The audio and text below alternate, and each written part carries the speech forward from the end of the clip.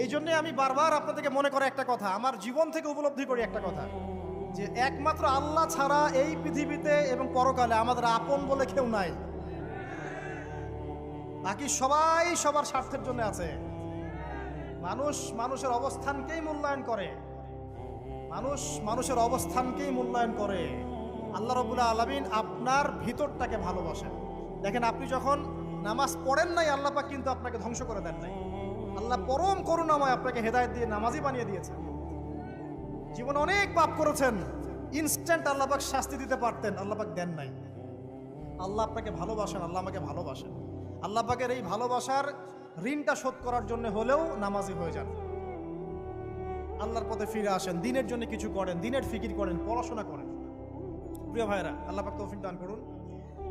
দেখুন, এই রিবা থেকে দূরে থাকার জন্য একটা হাদিস যথেষ্ট, যে 4 শ্রেণীর মানুষকে আল্লাহ রাসূল